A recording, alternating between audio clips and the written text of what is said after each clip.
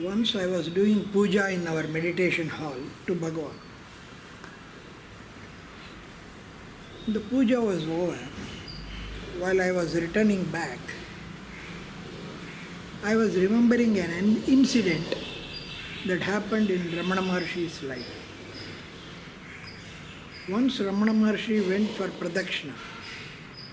In those days when Ramana used to go for pradakshina, he used to walk very slowly, stay at different places, relax, and sometimes it would take even 2 days or 3 days to complete a pradakshina.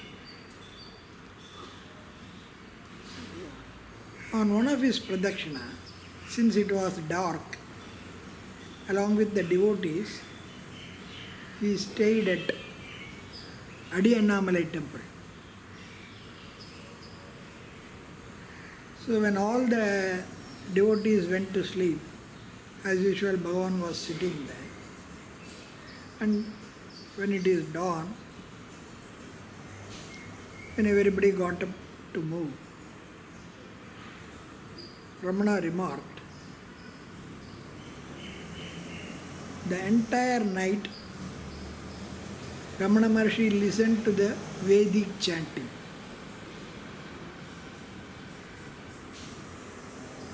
Then he revealed that this hill is the abode of Shiva. Inside the mountain, there is a Shiva Loka itself, where Shiva resides as Siddha Purusha in the name of Arunagiri Yogi. It's a world for tapas. So great saints, sages, yogis, Vedic scholars, they all were there worshipping.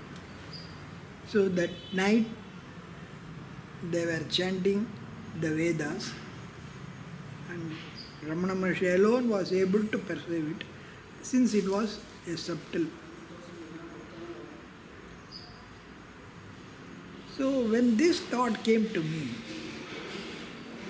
then I thought, what is existing as subtle? If it should also exist as gross. Because only people like Ramana Maharshi is able to perceive the subtle part of the truth. So the gross part of the truth is necessary also. So then I felt that in this kshetra, there must be Veda Patashalas. So at the gross level, children would learn and chant, and that would enrich the place and would be pleasing to Shiva.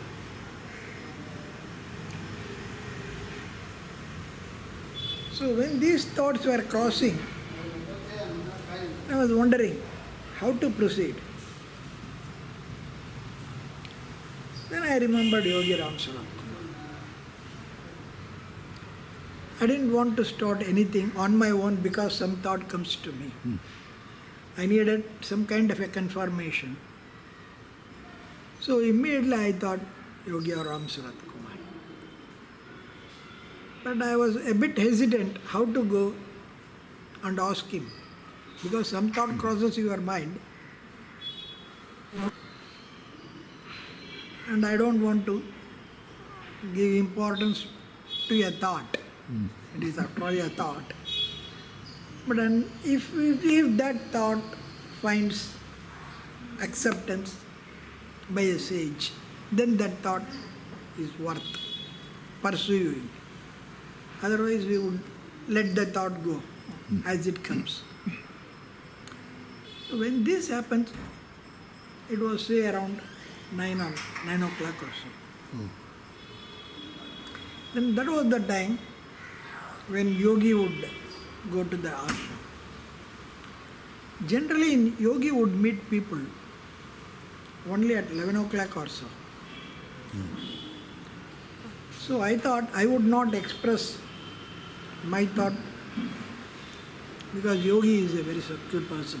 There is no need for you to speak to him. in case if this thought is worth consideration, then Yogi would on his own, if Yogi would on his own broach the subject, then I would express mine. Otherwise I would just go, do my pranams and come back. So when I went to Yogi, I was seeing the car going in the front. And then that was 9 o'clock. Yogi would meet only at 11 o'clock. So I just went to offer my pranams and come back. Didn't give too much importance to my own thoughts.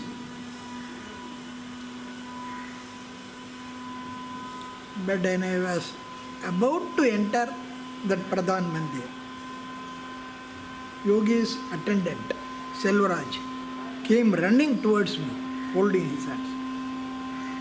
It looked as if he was stopping me from entering. He came running. Yogi just was about to sit there in the Pradhan Mandir when this Selvaraj came stopping me. And he said, Yogi wants to talk to you, Yogi wants to come to you. Please be here, Yogi would be coming. It was totally unusual. He just came, even before sitting there. So he didn't allow me to go inside. Then immediately within a minute he came back again running, carrying a chair, and said, Yogi asks you to sit, you should not stand. So he put a chair and told, Yogi asks you to sit, he would be coming. Then the Yogi came. When Yogi came, naturally he gave his hand. So I gave my hand, he took it like this. He asked me to put the chair next to him instead of. And then almost in Samadhi and meditation. So there was opportunities were there to express. So I told what happened in the morning after the puja. A thought came to me that the Veda Patashala in Arunachala, Swami Veda Patashala, is a problem. This thought had come, I do not know what to do with it.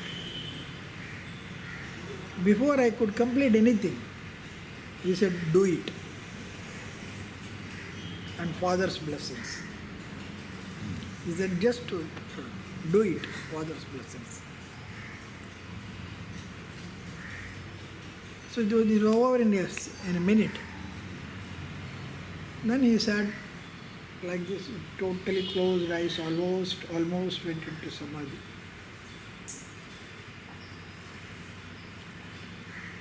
And he started speaking in English.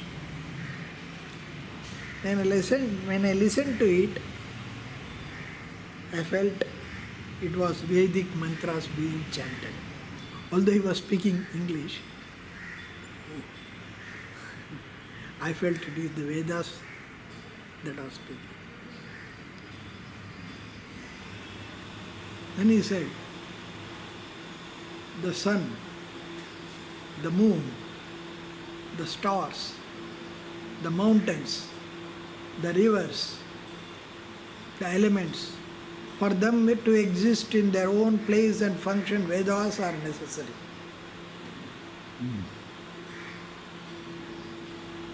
Then,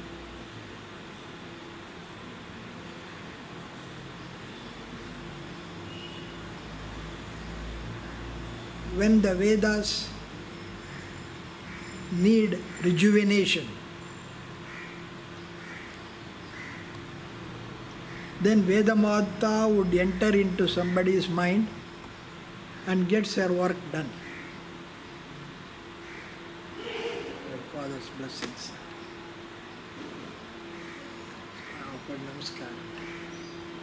Then immediately I went to some places where the Vedic schools are there. I met some people, and immediately within a day or two, which is very, very difficult job, particularly Samaveda, because it's a very small percentage. So to find either a teacher or a student is just next to impossible. But somehow His grace, everything, I was able to find a teacher and student within a few days. So I could bring them. So when they came, I thought Yogi should bless them to start the school. So when Yogi was passing here, so I just went and requested Yogi, can you come? And so I put a few chairs on the front. Didn't want to detain him for long. There are some garlands. So Devaki, Amma and Yogi both came and sat. We gave them some garlands. Asked the student and the teacher to take the blessings of Yogi. And Yogi blessed them.